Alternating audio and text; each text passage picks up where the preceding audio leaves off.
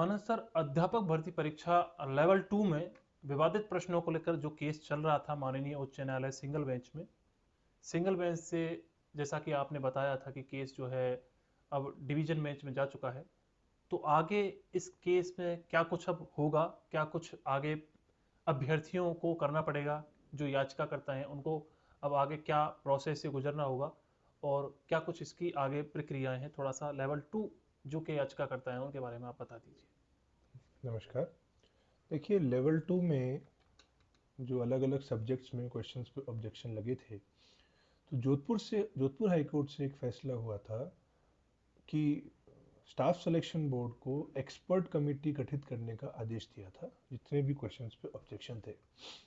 और उसकी लाइट में ही, उस ऑर्डर की लाइट में ही अ, वो रिट डिस्पोज हो गई थी। तो उसी बेस पे लेवल 2 की सारी रिट्स सेम ऑर्डर पे डिस्पोज हुई हैं कि स्टाफ सिलेक्शन बोर्ड को एक एक्सपर्ट कमेटी का गठन करना है और वो एक्सपर्ट कमेटी अपनी ओपिनियन देगी। उसके लिए एक बाध्यता ये थी कि हर याचिकाकर्ता को बोर्ड को रिप्रेजेंटेशन पेश करना था कि उनके ऑब्जेक्शंस क्या क्या हैं। तो हमारे जितने भी याचिकाकर्ता हैं, हमने उन सब की तरफ से प्रत्येक सब्जेक्ट में रिप्रेजेंटेशन ऑफलाइन और हार्ड कॉपी में, ऑफलाइन और ऑनलाइन भी हमने सबमिट कर दिया है। अब क्या हुआ कि जोधपुर में staff selection board division bench में गया और इस ऑर्डर पे, एक्सपर्ट कमेटी का जो गठन है, उस ऑर्डर पे स्टे लिया है सारे सब्जेक्ट्स में एक्सेप्ट इंग्लिश। इंग्लिश का उन्होंने जयपुर बेंच से लिया है। इसको देखते हुए जो एक एक हमारे पक्ष की चीज थी कि एक एक्सपर्ट बॉडी का वो गठन होगा क्वेश्चंस को री एग्जामिनेशन करने के लिए, जो ऑब्जेक्शंस थे उस पर स्टे लग गया है। और एसबी से, सिंगल बेंच से वो रिट्स डिस्पोज हो चुकी हैं। तो अब एक बाध्यता आ गई है कि हमें हमारा पक्ष रखने के लिए डीबी में जाना पड़ेगा। तो डीबी में जाने के दो रास्ते हैं।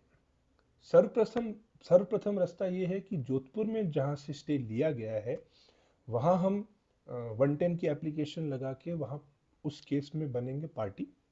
और जयपुर में जहां अभी तक इंग्लिश को छोड़ के बोर्ड डिवीजन बेंच में नहीं गया है, उसमें हमने कंटेम्प्ट लगाया भी है और हम उसमें भी अपील करने की का प्रोसेस शुरू करेंगे।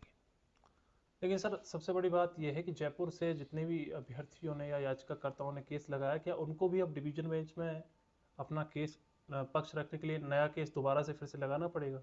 देखिए, जिसकी इच्छा है वो लगाए, पर केस तो लगाना पड़ेगा। मतलब जयपुर बेंच से भी जो अभ्यर्थी हैं उनको भी जयपुर जोधपुर दोनों जगह से। दोनों जगह से? बिल्कुल, ये केस ऑल टुगेदर एक नया केस है। ये वो एसबी का जो केस था वो तो डिस्पोज हो चुका है। वो एक तरह अगर हम सिंपल भाषा में कहें तो वो खत्म हो चुका है। लेकिन सर, एक चीज़ अब मैं आपसे ज़रूर पूछना चाहूँगा, क्या सिंगल बेंच से एक तरफ से जो बोर्ड है वो भाग के गया, तो इसके बारे में आप क्या कुछ कहेंगे? क्योंकि अगर बोर्ड सिंगल बेंच के फैसले से संतुष्ट नहीं है कहीं ना कहीं। देखिए, आप अगर लेवल 1 में देखें तो बोर्ड 3 बार एक्सपर्ट कमेटी बिठा चुका है और लेवल 2 में वो एक बार भी नहीं बिठा रहा है।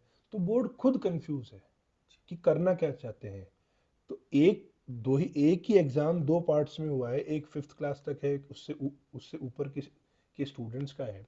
तो एक पार्ट में तो आप एक्सपर्ट कमेटी का गठन कर रहे हैं और दूसरे पार्ट में आप नहीं कर रहे हैं। वो क्यों नहीं कर रहे हैं, उसका रीजन ये है कि वहां से केस डिस्पोज हो चुका है। लेवल 1 का केस डिस्पोज नहीं है और उस पर स्टे है। इसीलिए सरकार और बोर्ड बाध्यकारी रूप से उसमें काम कर रही है और मेहनत कर रही है। ये एक सबसे इंपॉर्टेंट चीज है लेवल 1 और लेवल 2। एक चीज़ और सर मैं आपसे पूछना चाहूँ, कुछ अभ्यर्थी ऐसी एक प्रश्न ये भी कर रहे हैं कि सर, क्या अब हम डीबी में अब अगर केस लगाते हैं तो क्या हम अपना अधिवक्ता बदल सकते हैं? मैंने कहीं अन्य पहले लगा दी है, तो क्या अब मैं अपना अधिवक्ता बदल सकता हूँ इसमें? क्या देखिए, दूसरी जगह लगा सकता हूँ? जो डिवीजन बेंच है हाँ। वो एक नया केस है और कोई भी व्यक्ति किसी भी अधिवक्ता से वहाँ केस लगवा सकता है।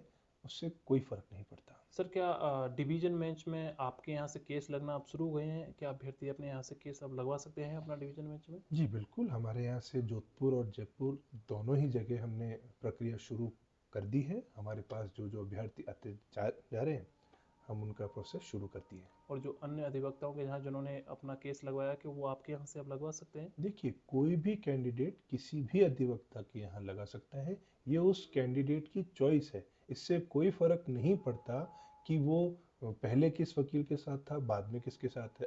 अगर हमारा कोई कैंडिडेट है तो किसी और वकील के पास भी जा सकता है। ये अभ्यर्थी के चॉइस के ऊपर डिपेंड करता है पूरी तरह से। बहुत बहुत धन्यवाद सर जानकारी देने के लिए।